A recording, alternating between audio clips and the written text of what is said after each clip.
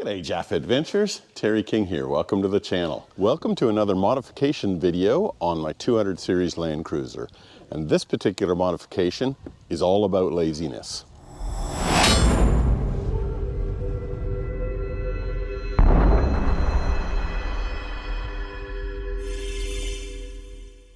So let's use this as an example.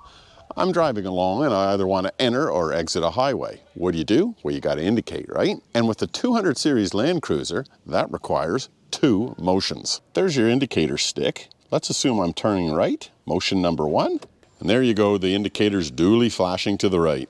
Motion number 2, if you're not turning your wheel enough for its self-canceling, you've got to turn them off. I'm going to reduce that whole busy, very difficult affair down to 1 motion. And the way that I'm going to do that is I'm going to use this SmartTap CF18 flasher relay from Diode Dynamics out of the States. Now, all jokes aside, if you've got a modern car, you'll realize that if you just dip your indicator down, not locking it like that, but just dipping it down, in a modern car, you'll get 3 or 4 flashes of your indicator. That is not the case in my 2010 VX Land Cruiser. You dip that indicator down, you get 1 flash, and then it goes back to its reset position. I find that 3 or 4 flashes on the dip super convenient. And for that reason, I'm going to do a quick modification on this 200 to allow that functionality. Now we've got some installation instructions here. It says unplug the factory flasher relay from the socket, insert the new flasher relay into the socket, enjoy. I know that I've had some simple modifications on this cruiser in the past, but far out. Does it get any easier than that? You'd think not.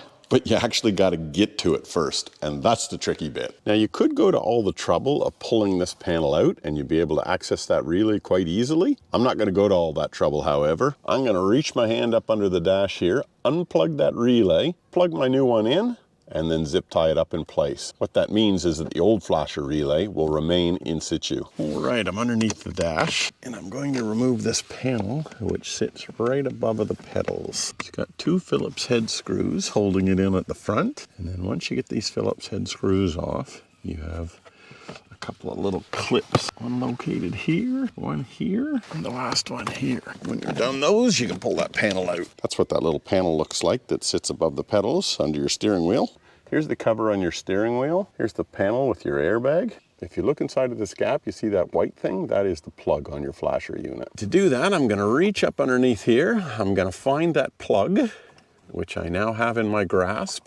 I'm going to push the little detent pin on it, and I'm going to unplug it. And that's it. She is now unplugged. This is making for a riveting video, isn't it? Now that I've got that plug out, I can pull it down a little bit and show you. It's got 6 wires going into it. 3 large wires, blue, red, and white, and 2 small wires, a little green one and a little white one. The Diode Dynamics relay just clicks in place like that. Now I'll take that relay, I'll stuff it back up in there, and I'll zip tie it to the old relay. All right. Now time to zip tie this little sucker back into position while you guys stare up my nose. You're gonna have to take my word for it that that relay is secured up there in place, which it is. Time now to locate this lower panel back in place, making sure that my extra wires are tucked up in there for things like my throttle controller and, oh geez, I got all sorts of switches up in there. Do our 3 little clips. 1, 2, 3, and screw in the 2 Phillips head screws into the front of this fascia. That's it, all tucked back to bed. Now this unit, by default, will blink 4 times when you tap the stalk. You can change it, and there's instructions that come with the relay that tell you how to do that. I'm not gonna do that. I'm cool with the 4 blinks per tap. We dip it down to the right, to the left, 4 flashes of the indicator. We lock it in place and it indicates consistently. Turn it off, and it turns off immediately. Test it with the headlights on and make sure that that doesn't funk things out. Beautiful, that worked fine. Let's try our hazards and make sure that doesn't funk things out. Well, that's interesting. That's flashing a lot quicker than the original hazards. So what did I do? I consulted my trusty instructions, and it's got strobe hazards, and you can adjust them. You can change them back to a normal flashing hazard. To be honest, I quite like that, so I'm not going to switch it back to the old trusty blink, blink, blink, I'm going to keep it the way it is. Now, if you want to do this mod yourself, the relay is called the CF18 relay, and it's got a part number of DD4015, and you can find that very easily on the Diode Dynamics website. I got no affiliation with the Diode Dynamic guys, and I paid full retail price for mine. I don't know what that is now, 26, 27 videos in the Land Cruiser 200 maintenance and modification playlist? Certainly worth checking out.